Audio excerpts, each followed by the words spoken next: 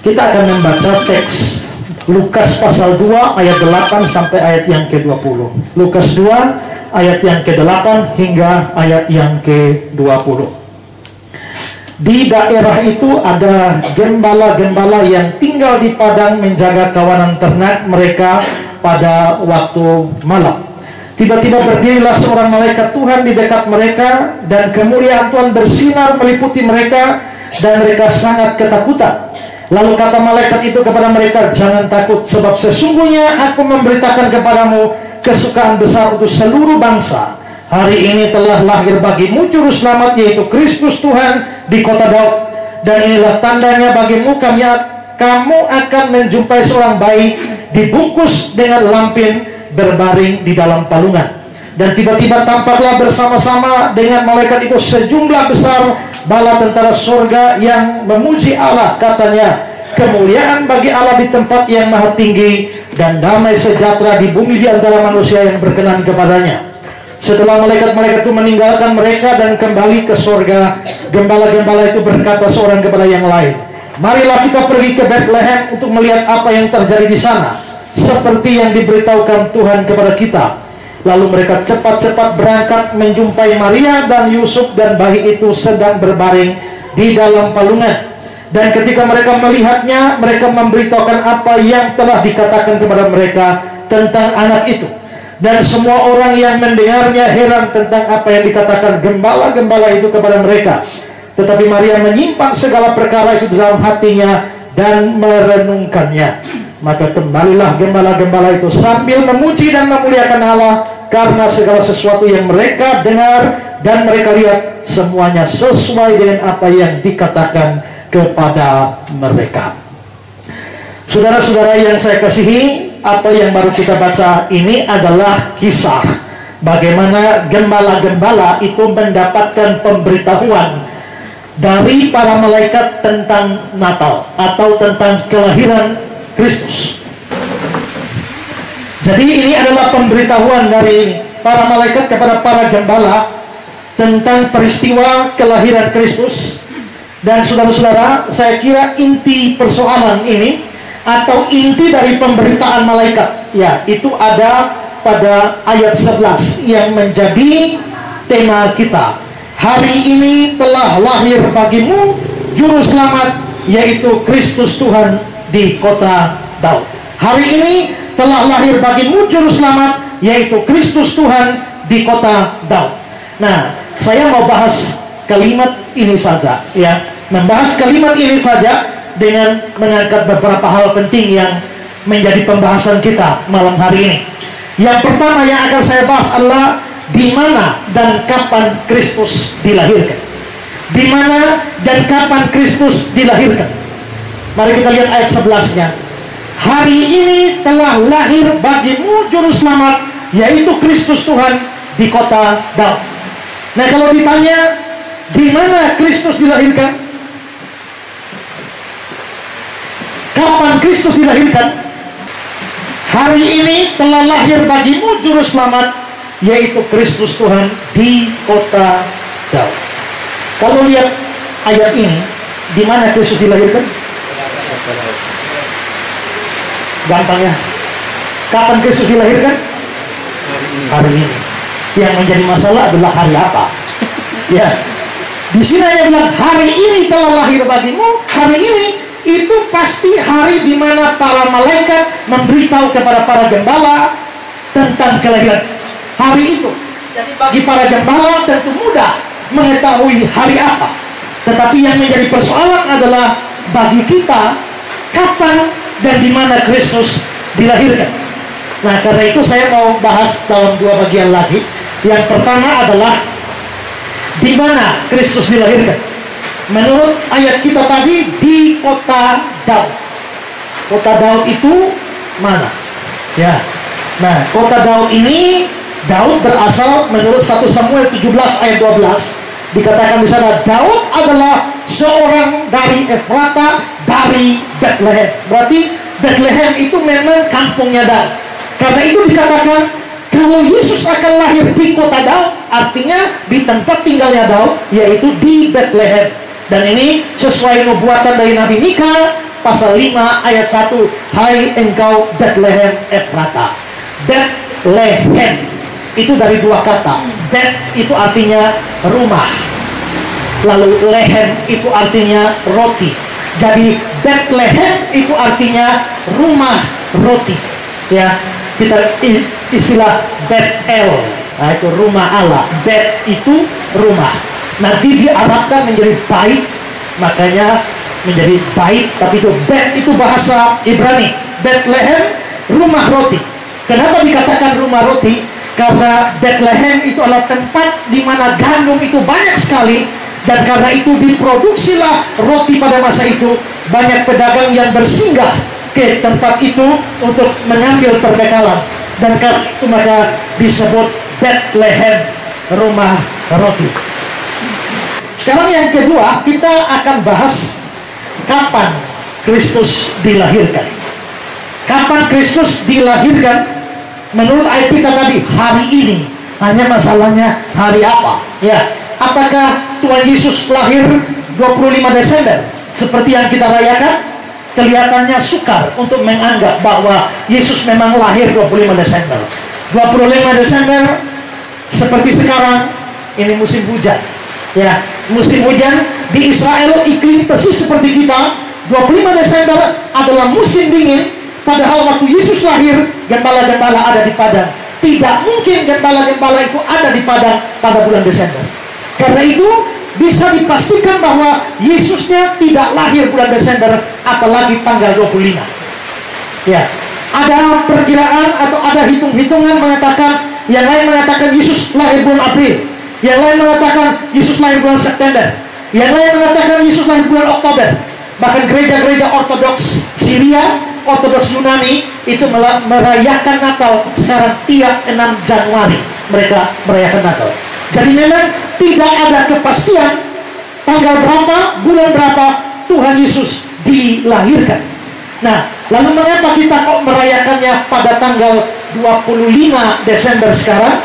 Nah, ini memang latar belakangnya cukup panjang, saudara-saudara. Tapi sebenarnya awalnya tanggal 25 Desember ditetapkan sebagai hari perayaan Natal, bukan dengan keyakinan bahwa Yesus memang lahir tanggal itu. Tidak. Mengapa? Begini, saudara-saudara, pada waktu itu di Roma itu ada penyembahan terhadap dewa matahari yang namanya Dewa Mitra.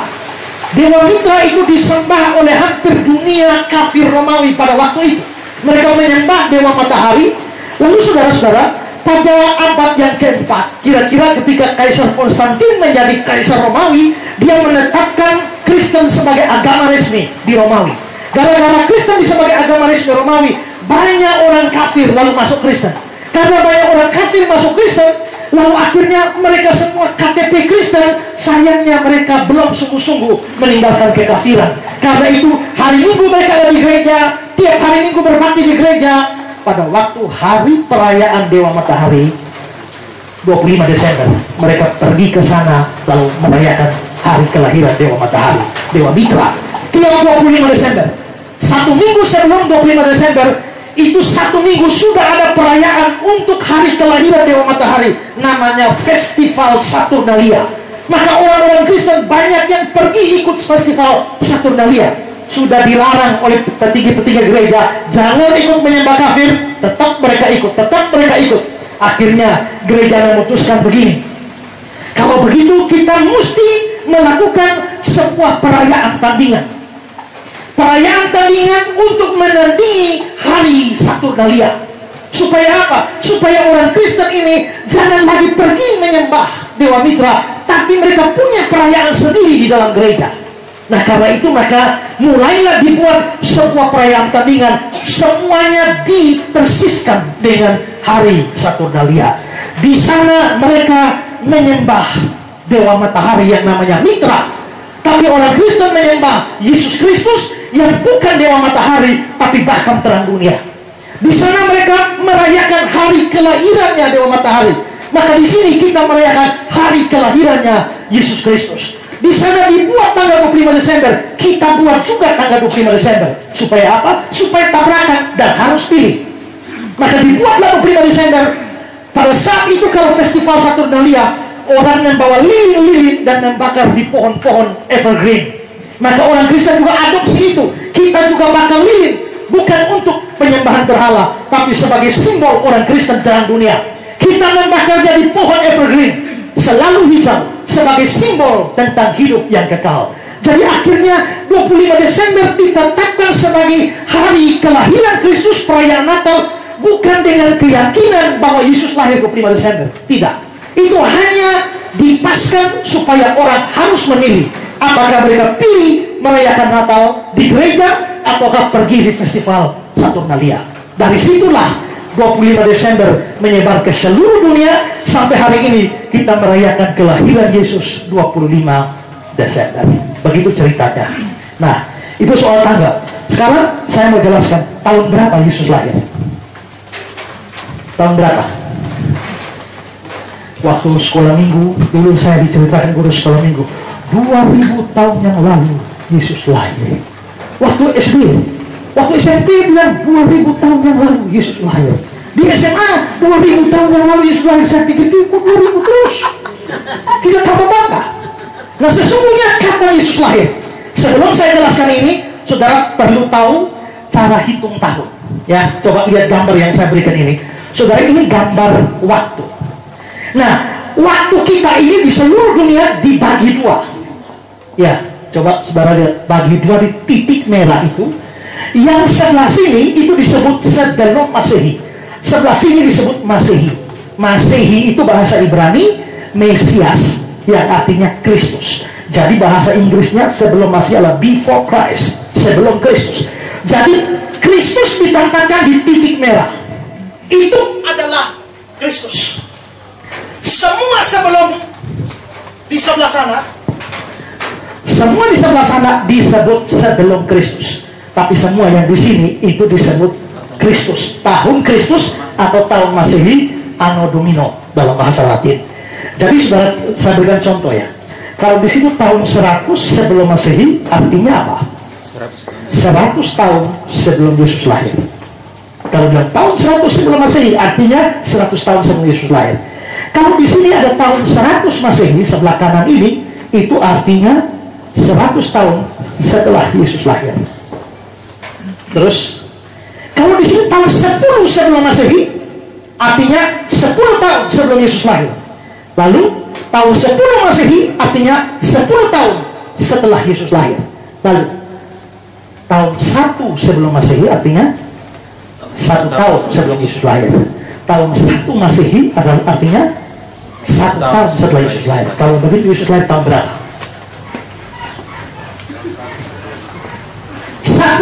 1 sebelum Masehi artinya 1 tahun sebelum Yesus lahir. Tahun 1 Masehi artinya 1 tahun setelah Yesus lahir. Kalau begitu di titik merah itu tahun berapa? Tahun 0. Itu tahun 0. Berarti Yesus lahir tahun 0. Ya kan? Hitungnya masih begitu. Nah, saudara-saudara, kalau begitu gampang saja. Tuhan Yesus lahir tahun berapa? Tahun 0. Maka dari Tuhan Yesus sampai sekarang berapa? 2016 tahun. Gampang hitungnya. Tapi ternyata tidak gampang. Tidak gampang kenapa saudara? Waktu Yesus lahir, Raja Herodes sudah mati atau masih hidup? Masih hidup. Karena Herodes mau bunuh Yesus. Nah, Herodes mau bunuh Yesus. Jadi Yesus tidak boleh lahir setelah Herodes mati. Tidak bisa. Harus sebelum Herodes mati. Menurut catatan sejarah, Herodes matinya tahun 4 sebelum Masehi. Menurut catatan dari Flavius Josephus, sejarawan Yahudi, Herodes mati tahun 4 sebelum Masehi. Kalau Yesusnya lahir tahun 0, berarti Yesus itu lahir 4 tahun setelah Herodes mati. Ini salah. Tidak bisa. Yesus harus lahir sebelum Herodes mati. Kalau Herodes mati tahun 4 sebelum Masehi, Yesus sekurang-kurangnya mesti lahir beberapa tahun sebelum tahun 4. Berapa tahun? Waktu orang Majus datang, Herodes selidiki kapan kamu lihat bintang itu, lalu dia suruh bunuh anak-anak di bawah 2 tahun. Berarti Herodes mengadakan kalkulasi, Dia mengadakan perhitungan bahwa bintang itu dilihat kira-kira 2 tahun yang lalu. Maka dia suruh bunuh anak-anak di 2 tahun. Kalau Herodes mati tahun 4, Yesus mesti kira-kira 2 tahun sebelum Herodes mati. Maka diperkirakan Yesusnya lahir tahun 6 sebelum Masehi. Nah, sebelum Masehi artinya apa? Sebelum Yesus lahir. Kalau Yesusnya lahir tahun 6 sebelum Masehi, artinya tahun 4 sebelum Masehi artinya 4 tahun sebelum Yesus lahir. Tahun 6 sebelum Masehi artinya 6 tahun sebelum Yesus lahir. Kalau Yesusnya lahir tahun 6 sebelum Masehi, artinya Yesus lahir 6 tahun sebelum Yesus lahir. Nah, ini mulai kacau, ya kan? Ini kok tidak cocok. Kalau Yesus lahir tahun 0, oke, pas. Tapi kalau Yesusnya lahir tahun 6 sebelum Masehi, bagaimana Yesus bisa lahir 6 tahun sebelum dia lahir? Ini menjadi kacau. Tapi saudara, kekacauan ini memang masuk akal kalau memang pernah ada kekacauan sejarah. Kekacauan sejarahnya adalah kalender yang saudara pakai sekarang di rumah itu buatan seorang namanya Dionysius Exiguus atas permintaan dari Kaisar Roma namanya Kaisar Justinian. Dia terbuat kalender itu, saudara, atas suruhan dari Kaisar ini. Lalu Dionysius Exiguus bikin kalender baru. Dulu kalender bukan seperti sekarang. Kalender dulu titik merahnya itu bukan kelahiran Kristus. Dulu kalender itu titik merah itu adalah tahun pendirian kota Roma. Ya, tahun pendirian kota Roma namanya Ab Urbe Condita. Jadi tahun 5 AUC artinya 5 tahun sebelum pendirian kota Roma. Tahun 5 AUC artinya 5 tahun setelah pendirian kota Roma. Nah, hitung-hitung kelahiran Kristus mestinya terjadi pada tahun 747 AUC. 747 setelah pendirian kota Roma. Mestinya Yesus lahir di situ. Tapi Exiguus salah hitung. Dia menempatkan bukan 747 tapi 753. Ya, 753. Dengan demikian dia mengalami kesalahan perhitungan kelebihan 6 tahun. Dari mestinya 747 dia menempatkan pada 753. Maka kelebihan 6 tahun. Nah, sehingga saudara, semua kalender yang dibuat oleh Dionysius Exiguus semuanya mengalami kelebihan 6 tahun, termasuk kalender kita sekarang. Jadi kalender kita sekarang tahun 2016 itu telah kelebihan 6 tahun. Mau perbaiki sudah terlanjur. Jadi untuk tahun-tahun sebenarnya kurangi semua minus 6 tahun. Maka 2016 sekarang seharusnya bukan 2016. Ini adalah tahun 2010. Gara-gara bayi Exiguus salah, jadi 2016. Demikian juga Yesus mestinya tahun 0. Tapi kalau geser 6 tahun menjadi min 6, maka Yesus lahir tahun 6 sebelum Masehi. Waktu saya bilang begini, ada orang bilang begini, mereka tertawa, waduh Pak, kalau begitu kita tambah muda. Kalau saya umur 40 tahun, berarti sekarang saya ini masih 34. Tidak. Karena umur saudara mundur, tapi tahun lahir juga mesti geser. Jadi kalau saudara lahir tahun 70 sebenarnya salah. Itu tahun 64 saudara lahir, bukan tahun 70. Nah, dengan demikian saudara, memang ini hanya perhitungan. Tapi yang paling penting adalah ayat 11. Hari ini kita tidak tahu hari apa. Telah lahir. Berarti yang penting bagi kita bukan harinya. Yang penting bagi kita adalah telah lahir. Ya, itu intinya. Jadi kita memang tidak tahu persis kapan, tanggal berapa, bulan berapa, bahkan tahun pun itu hanya perkiraan. Tapi satu hal yang pasti adalah Kristus memang telah lahir. Itu fakta sejarah yang tidak bisa dipungkiri oleh siapapun. Sejarawan-sejarawan non-Kristen memberikan konfirmasi bahwa pada abad yang pertama ada orang yang namanya Yesus dari Nazaret yang pernah hidup di dalam dunia. Berarti fakta Yesus telah lahir itu pasti, sekalipun tanggal, tahun, bulannya tidak pasti. Itu hal pertama yang saya bahas. Sekarang hal kedua yang saya bahas adalah siapakah Kristus dan mengapa dia dilahirkan. Ya, siapakah Kristus? Ayat 11. Hari ini telah lahir bagimu, yaitu Kristus Tuhan. Ayat ini jelas mengatakan Kristus adalah Tuhan. Seorang mualaf dari Katolik, namanya Irene Andono. Satu biarawan Katolik, katanya dapat hidayah lalu masuk Islam. Setelah itu dia mengatakan bahwa Yesus baru diangkat jadi Tuhan itu tahun 325 pada waktu Konsili Nisea. Tapi saya kira dia keliru. Kenapa? Bagaimana Kristus baru diangkat dari Tuhan tahun Konsili Nisea 325? Waktu lahir saja sudah dibilang Kristus Tuhan. Berarti dia sudah Tuhan sejak dari dia lahir. Bahkan sebenarnya bukan cuma Tuhan sejak lahir, sebelum lahir sudah Tuhan, sudah Allah. Ini nampak dalam nubuatan Nabi Yesaya. Yesaya 9 ayat yang ke-5, seorang anak telah lahir untuk kita, tapi namanya adalah Allah yang perkasa. Berarti sebelum lahir dia sudah Tuhan, dia sudah Allah. Nah, jadi Yesus itu Tuhan dan Allah. Kalau dia Tuhan dan Allah, mengapa kok dilahirkan? Orang tidak paham ini nanti jadi bodoh, seperti Habib Rizik itu, lalu mengatakan bahwa Allah lahir, lalu siapa bidannya? Ya. Nah, kalau dia Tuhan, dia Allah, mengapa dilahirkan? Bukan Allahnya yang dilahirkan. Allah tidak butuh lahir. Tapi Kristen mengatakan Allahnya mau menjelma jadi manusia. Karena dia menjelma jadi manusia, dia lahir harus dari seorang manusia. Karena kalau tiba-tiba dia keluar dari batang pohon, apakah dia manusia? Dia pasti bisa manusia, tapi bukan manusia sungguh-sungguh, karena keluar dari batang pohon. Kalau dia keluar dari lubang batu, ini manusia jadi-jadian. Tapi kalau dia manusia sungguh-sungguh, dia harus lahir dari seorang manusia. Karena itulah Alkitab mengatakan Kristusnya adalah Allah. Dia mau dilahirkan, mau jadi manusia. Karena itu dia dilahirkan oleh seorang manusia. Lalu mengapa Tuhan mau jadi manusia? Ini terkait dengan masalah dosa. Semua kita orang berdosa, dan Allah tidak bisa tidak hukum orang berdosa. Hakim di dunia bisa orang bersalah tidak dihukum, yang tidak bersalah justru dihukum, bisa. Tapi hakim ilahi tidak bisa tidak hukum. Dalam Nahum 1 ayat 3, Tuhan itu panjang sabar, besar kuasa, tapi dia tidak sekali-kali membebaskan dari hukuman orang yang bersalah. Jadi semua dosa pasti akan dihukum oleh Allah. Biarpun dosa satu harus dihukum oleh Tuhan Allah. Dan saudara-saudara, hukuman dari Tuhan Allah tidak main-main.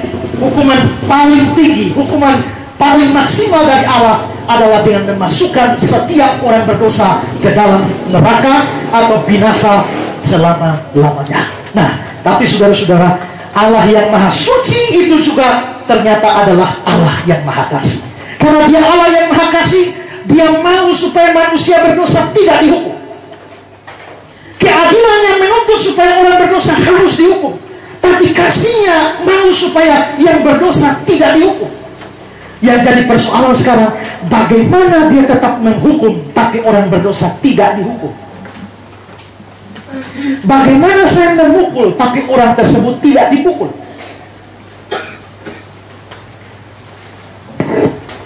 Kalau saya orang berbuat salah pada saya marah dan saya bilang harus cambuk 100 kali.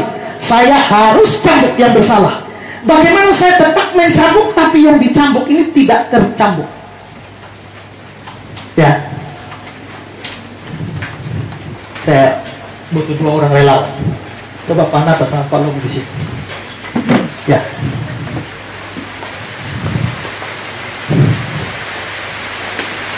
Pak Nata berdiri di situ. Berdiri di sini. Saudara, ini orang yang bersalah kepada saya. Karena saya adil, saya mesti tempelin dia. Itu hukumannya. Tapi saya harus tempelin dia, tapi saya juga mau supaya dia tidak kena tempelin. Bagaimana saya tempelin tapi dia tidak tertempelin? Kalau saya tempelin dia sudah tertempelin sudah. Tapi saya mau dia tidak ditempelin. Tapi di satu sisi saya harus tempelin. Saya mesti tempelin, tapi saya mau dia bebas. Satu syaratnya, mesti ada orang yang berdiri ganti dia. Maka dia geser, ini yang ganti. Karena ini yang ganti, sekarang saya sudah tempelin, ini sudah tidak tertempelin. Cukup. Berarti apa? Berarti supaya Allah itu bisa hukum manusia berdosa, tapi manusia tidak terhukum, syaratnya harus ada pengganti. Nah, butuh seorang pengganti. Pengganti ini punya 2 syarat. Pertama, dia mesti manusia, karena yang berdosa manusia. Kedua, dia tidak boleh berdosa, satu pun tidak boleh. Kenapa? Karena kalau dia berdosa sama saja dengan saya. Bagaimana dia mau ganti saya sedangkan dia juga berdosa? Dia harus manusia dan tidak boleh ada dosa satu. Maka sekarang carilah satu manusia yang tidak berdosa satu pun supaya dia jadi pengganti. Cari di dunia manusia ada, semua berdosa. Bagaimana caranya? Cari di surga ada Allah yang tidak berdosa, tapi bukan manusia. Supaya dapat manusia yang tidak berdosa, Allahnya mesti jadi manusia, tapi tidak berhenti jadi Allah. Itulah Yesus Kristus. Dia datang sebagai manusia, mengambil rupa manusia, sekarang betul sebagai manusia. Tapi dia tidak stop jadi Allah. Karena dia tidak stop jadi Allah, dia tetap suci. Karena dia tetap suci, dia tidak berdosa satupun. Kalau begitu, di dalam Yesus Kristuslah tersedia satu manusia yang tidak berbuat dosa sama sekali. Itulah sebabnya maka Yesus layak menjadi pengganti dari orang berdosa. Maka Nabi Yesaya bilang, sesungguhnya penyakit kita lah yang ditanggungnya. Dia dipukul dan ditindas Allah karena pemberontakan kita. Jadi itulah sebabnya saudara, Yesus datang ke dalam dunia ini menjadi pengganti dan menjadi juru selamat bagi kita. Karena itu ayat 11 bacaan kita mengatakan, hari ini telah lahir bagimu juru selamat. Ya, jadi itulah sebabnya Kristus adalah Tuhan, adalah Allah. Tapi kenapa dia harus dilahirkan? Supaya dia bisa jadi juru selamat bagi saya dan saudara. Sekarang yang ketiga. Yang ketiga adalah untuk siapa Kristus dilahirkan. Untuk siapa Kristus dilahirkan? Mari perhatikan ayat 10-11. Lalu kata malaikat itu kepada mereka, jangan takut, sebab sesungguhnya aku beritakan kepadamu kesukaan besar untuk seluruh bangsa. Hari ini telah lahir bagimu juru selamat, yaitu Kristus Tuhan di kota Daud. Dari sini saudara-saudara, sesungguhnya kelahiran Kristus atau kedatangan Kristus itu pertama, itu bersifat universal. Ayat 10 mengatakan untuk seluruh bangsa. Berarti Kristus datang bukan hanya untuk bangsa tertentu, tapi seluruh bangsa. Itu termasuk dalam tujuan kedatangan Kristus. Makanya Yohanes 3:16 bilang, Allah mengasihi dunia ini. 1 Yohanes 2:2 berkatakan, dia itu menjadi datang untuk menebus dosa seluruh dunia. Jadi saudara-saudara, Yesus datang bukan cuma untuk Israel, tapi dia datang untuk seluruh dunia ini. Tapi yang kedua saudara, kedatangannya juga bersifat personal. Ayat 11, hari ini telah lahir bagimu. Saudara, memang dia datang untuk seluruh dunia, tapi secara personal, secara pribadi, dia lahir bagimu. Ini sama dengan Yohanes 3:16. Tadi sudah ada seluruh dunia, tapi sekarang pada setiap orang. Jadi saudara, berarti sekalipun kedatangan Kristus ditujukan pada seluruh dunia, tapi kedatangannya juga ditujukan kepada saudara dan saya secara pribadi. Kita lihat lagi Lukas 2 tadi, ya, ada seluruh bangsa di satu sisi, tapi ada bagimu di sisi yang lain. Sekarang yang terakhir yang mau saya bahas adalah bagaimana sikap kita terhadap kelahiran Kristus. Setelah kita lihat dia adalah Allah yang menjelma jadi manusia, tujuannya untuk seluruh bangsa, bahkan kita secara pribadi. Sekarang sikap apa? Bagaimana kita bersikap terhadap kelahiran Kristus? Saya mau berikan beberapa hal bagi kita yang menjadi pegangan kita malam hari ini. Bagaimana caranya kita bersikap terhadap kelahiran Kristus? Yang pertama yang kita harus lakukan adalah kita harus percaya dan menerima dia sebagai juru selamat kita. Ayat 11 ada kata-kata, hari ini telah lahir bagimu juru selamat. Dia yang lahir menjadi juru selamat. Itu berarti saudara-saudara, sikap kita terhadap Natal seharusnya adalah terima dia sebagai juru selamat. Orang merayakan Natal tanpa terima Yesus sebagai juru selamat, sesungguhnya dia tidak layak merayakan Natal. Atau Natal tidak ada manfaat bagi orang yang tidak menerima Kristus sebagai juru selamat. Hari ini kalau kita bertanya kepada orang, apakah saudara percaya Yesus? Mereka bilang percaya. Tapi percaya sebagai apa? Ada orang percaya Yesus sebagai teman saja.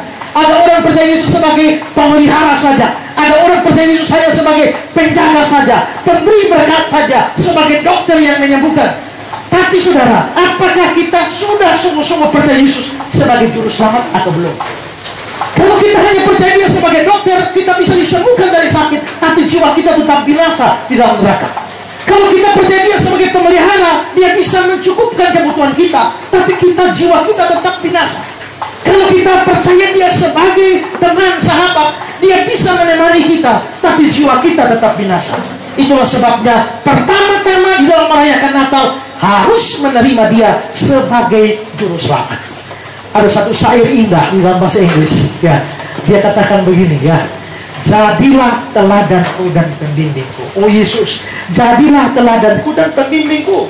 Jadi temanku, ya, segala sesuatu yang lain. Jadilah, tapi pertama-tama dan terakhir terbaik apapun yang terjadi, jadilah engkau bagiku juru selamatku. Jadi engkau boleh jadi temanku, jadi sahabatku, jadi pemimpinku, jadi pemeliharaku, penjagaku, semua yang lain. Tapi yang paling pertama, paling penting, Dia harus jadi juru selamat kita. Karena itu tujuan Dia datang. Nah, karena itu saudara-saudara, hal yang pertama adalah harus menerima Dia sebagai juru selamat. Yang kedua, kita harus percaya dan menerima Kristus sebagai Tuhan. Bukan cuma sebagai juru selamat, tapi sebagai Tuhan. Ayat 11 tadi, ya, yaitu Kristus Tuhan. Harus terima Dia sebagai Tuhan. Terima Dia sebagai juru selamat dan Tuhan itu beda. Terima Dia sebagai juru selamat itu artinya Dia menebus dosa-dosa saya. Dia membayar dosa-dosa saya. Saya tidak tanggung dosa lagi, saya pasti selamat. Tapi terima Dia sebagai Tuhan itu artinya saya mempercayakan hidup saya diatur, dipimpin, dituntun, dan dikontrol oleh Dia. Nah, biasanya orang hanya suka Yesus juru selamat menebus dosa, tapi tidak suka Dia sebagai Tuhan. Soalnya apa? Kalau ikut Dia sebagai Tuhan, aturan terlalu banyak. Tidak boleh beginilah, tidak boleh begitulah, tidak boleh begini, tidak boleh begitu. Enaknya Yesus juru selamat, hapus dosa saya, selesai. Tapi menjadikan Dia sebagai Tuhan, banyak orang tidak suka. Padahal saudara-saudara, di sini kita bisa melihat bahwa dituntut untuk terima Dia sebagai Tuhan, bukan hanya sekedar sebagai juru selamat. Ada banyak kita menjadikan Kristus sebagai Tuhan, itu harus berimplikasi Dia mengatur seluruh hidup saya dan saya mesti taat kepada Dia. Karena itu ayat-ayat Alkitab, misalnya Lukas 6 ayat 46 mengatakan, mengapa kamu berseru kepadaku Tuhan, Tuhan, padahal kamu tidak melakukan apa yang aku katakan. Kalau kamu menyebut Dia Tuhan, kamu tidak taat. Mestinya kalau Tuhan ya taat. Ya, 2 Timotius 2:19, setiap orang yang menyebut nama Tuhan hendaklah meninggalkan kejahatan. Tapi ada banyak orang menyebut diri Tuhan, menyebut Tuhan, Tuhan, Tuhan, tapi kejahatan tidak pernah ditinggalkan. Berarti saudara, terima Yesus sebagai juru selamat artinya seluruh dosa kita dihapus oleh Tuhan. Tapi terima Dia sebagai Tuhan, harus taat kepada Tuhan. Jadi ini cara kedua, supaya kita bersikap yang benar. Pertama, terima sebagai juru selamat. Kedua, terima Dia sebagai Tuhan. Yang ketiga, bagaimana sikap kita di dalam Natal? Kita harus bersukacita, ya. Perhatikan ayat 10 dan 11. Lalu kata malaikat itu kepada mereka, jangan takut, sebab sesungguhnya aku memberitakan kepadamu kesukaan besar. The great joy. Suatu kesukaan besar. Berarti Natal yang pertama itu memberitahukan suatu kesukaan besar, suatu kegembiraan besar. Kenapa? Kok Natal adalah the great joy, suatu kesukaan besar? Karena ini mengandung pembebasan terbesar. Hukuman terbesar yang bisa diberikan kepada seorang manusia adalah Dia membinasakan dia di dalam neraka. Karena itu kalau orang tidak jadi masuk neraka tapi diselamatkan, itu adalah sebuah pembebasan terbesar. Kalau orang bisa lolos dari utang 100 juta, senang? Wih, senang. Kalau saya punya utang 1 miliar, lalu tiba-tiba satu orang mengatakan lunas, senang, senang. Tapi itu bukan pembebasan terbesar. Pembebasan terbesar adalah pembebasan dari kebinasaan. Tuhan Yesus berkata, apa artinya seorang punya isi dunia tapi kehilangan nyawanya? Berarti nyawa kita lebih berharga dari isi dunia ini. punya segala sesuatu, punya rumah, punya mobil, punya ini, punya itu, punya semua, hanya kurang satu, tidak punya nyawa. Terus untuk apa rumah? Punya duit banyak, tapi nyawa tidak punya. Bagaimana? Ada orang yang sepanjang hidupnya miskin. Miskin melarat sepanjang hidupnya dan sakit-sakit hampir mati. Tanpa dia ketahui, ternyata saudara, dia punya warisan 1M. Nah sekarang dia harus diberitahu bahwa dia punya warisan 1M. Tapi dokter sudah bilang ini orang sakit jantung. Dia tidak boleh dapat satu berita yang mengagetkan. Entah berita baik atau berita buruk, pokoknya tidak boleh kaget. Begitu kaget dia lewat. Nah sekarang mereka mau kasih tahu dia dapat 1M. Siapa berani kasih tahu? Kalau kasih tahu dia dapat warisan 1M, kaget dia mati. Bagaimana? Karena itu tidak ada yang berani beritahu. Lalu mereka bilang, lebih baik kita cari pendeta saja. Kalau pendeta biasa bijaksana, biar pendeta tahu dia ada warisan 1M. Akhirnya datanglah pendeta. Pendeta bilang, Bapak, seandainya hari ini Bapak dapat 1M, kira-kira bagaimana? Dia bilang, Pak Pendeta, saya seumur hidup nih, lihat itu om tidak pernah. Ya jangankan 1M, ya 100.000 juga jarang sekali. Jadi tidak usah om seandainya. Pak Pendeta bilang, tapi begini, misalnya. Tidak usah pakai misal-misal Pak Pendeta, tidak ada itu uang 1 miliar. Pak Pendeta bilang, tapi umpama. Ya, tidak usah pakai misalnya, umpamanya, contoh apapun, tidak ada. Ya.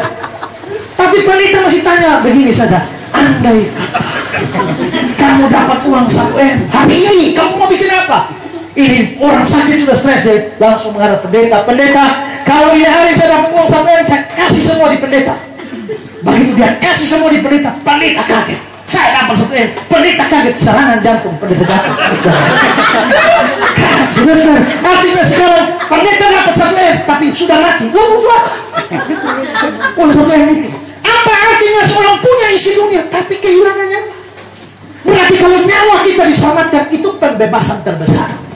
Kalau nyawa kita diselamatkan adalah pembebasan terbesar, maka itu harus melahirkan suatu sukacita terbesar, the great joy. Itulah sebabnya dibilang, hari ini telah lahir bagimu juru selamat. Maka aku beritakan kepadamu kesukaan besar bagi seluruh dunia ini. Sukacita Natal tidak terletak pada lagu Natal, pohon Natal, kue Natal, apalagi pada Sinterklas. Tidak. Sukacita Natal terletak pada Kristus sendiri.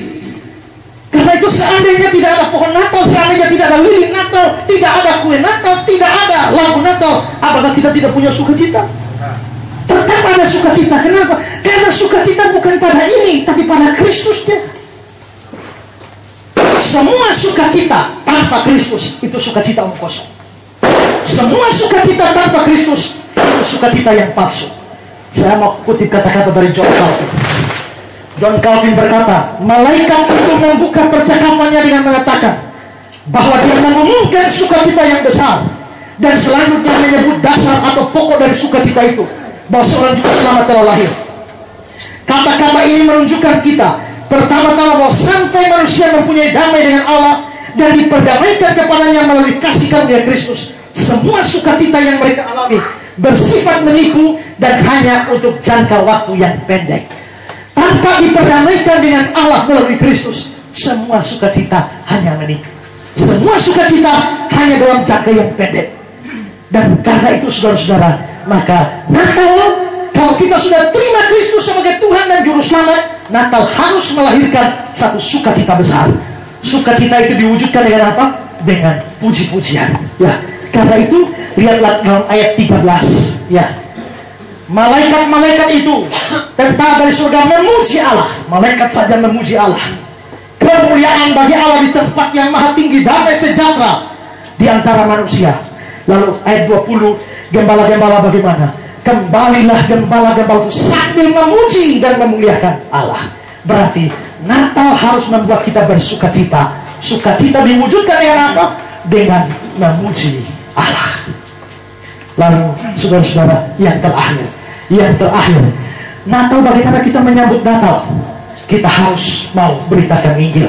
Natal tidak ada guna kalau tidak diberitakan. Itulah sebabnya malaikat memberitakan pada para gembala. Setelah para gembala tahu tentang berita Natal, apakah diam-diam? Tidak. Ayat 17-18. Dan ketika mereka melihatnya, mereka memberitahukan apa yang dikatakan kepada mereka tentang anak itu. Dan semua orang mendengarnya heran. Berarti para gembala tidak hanya terima berita Natal lalu diam-diam untuk diri. Tidak, mereka sadar Kristus datang bukan hanya bagimu, tapi bagi seluruh bangsa. Kalau Kristus datang juga bagi seluruh bangsa, maka seluruh bangsa harus mendengar tentang Kristus. Kalau begitu, disinilah tugas orang Kristen. Beritakan Injil, beritakan Injil, beritakan Injil. Nah, kalau di sini saya tahu ada hamba-hamba Tuhan, ya, Bapak Pendeta, Bapak Amos yang sering kali beritakan Injil. Dengan merayakan Natal, kita harus lebih semangat beritakan Injil. Kenapa? Karena Natal tidak ada manfaat kalau tidak beritakan. Karena itu saudara-saudara, maka merayakan Natal harus membuat semangat kita beritakan tentang Yesus. Itu harus tambah giat. Saudara-saudara yang terkasih, saya ingat Natal tahun 1999. Saya ada di Kediri, Jawa Timur, melayani di sana. Lalu saudara, saya berkunjung ke satu rumah jemaat. Ada satu pembantu rumah tangganya, dia masih Islam. Lalu saya tergerak untuk cerita tentang Tuhan Yesus ke dia. Cerita tentang Tuhan Yesus. Saya masih mahasiswa teologi, jadi hanya datang hari Jumat, hari Minggu pulang kampus kuliah, Jumat praktek lagi. Maka hari Jumat itu saya mau beritakan Injil pada dia. Saya mau cerita tentang Tuhan Yesus, tapi begitu sudah dekat dia mau cerita tentang Yesus, saya takut, perasaan sungkan. Akhirnya batal cerita Yesus. Saya pulang ke Malang, tapi saya menyesal kenapa tidak cerita tentang Yesus. Saya bilang hari Jumat saya mesti cerita. Maka hari Jumat lagi berikut lagi, sudah sama-sama dengan dia siap cerita tentang Yesus, mau cerita tentang Yesus. Saya takut, sungkan. Akhirnya tidak cari cerita tentang Yesus. Saya pulang kampus, pulang Malang lagi. 3 minggu berikut lagi mau datang lagi, mau cerita tentang Yesus, takut lagi. Akhirnya tidak jadi. Lalu tibalah saatnya 24 Desember 1999. Malam itu saya bilang, Tuhan, walaupun saya tahu bahwa Tuhan tidak lahir tanggal 25 Desember, tapi kita sudah merayakan, jadi anggap saja ini ulang tahun Tuhan. Besok Tuhan ulang tahun. Ini malam saya mau kasih hadiah 1 jiwa buat Tuhan. Ini malam apapun terjadi, saya mesti cerita tentang Tuhan Yesus kepada ini orang. Maka saya sudah semua sungkan, takut, saya sudah abaikan semua. Malam ini dia mesti dengar Tuhan Yesus.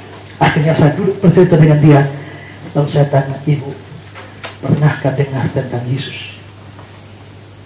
Dia bilang, iya Pak, itu yang Nabi Isa ya. Saya bilang, iya. Lalu saya cerita tentang Yesus, cerita. Saya cerita panjang sekali. Setelah itu saya tanya, sekarang maukah Ibu terima Yesus sebagai Tuhan dan Juru Selamat Ibu? Saya dak dikduk. Lalu apa yang dia bilang? Dia bilang begini, Pak, sebenarnya saya sudah tunggu Bapak tawar Yesus sejak dari 4 minggu lalu. Tapi kenapa Bapak baru omong ini hari? Saya pukul tersebut saja, saya tahu udah 4 minggu lalu, mau tembak dulu dari minggu lalu ya. Nah, tapi pada akhirnya saya beritakan dia terima. Saya doakan dia sampai hari jadi orang Kristen. Dan hari itu saya belum ada sepeda motor, tapi naik sepeda pancal saja saudara.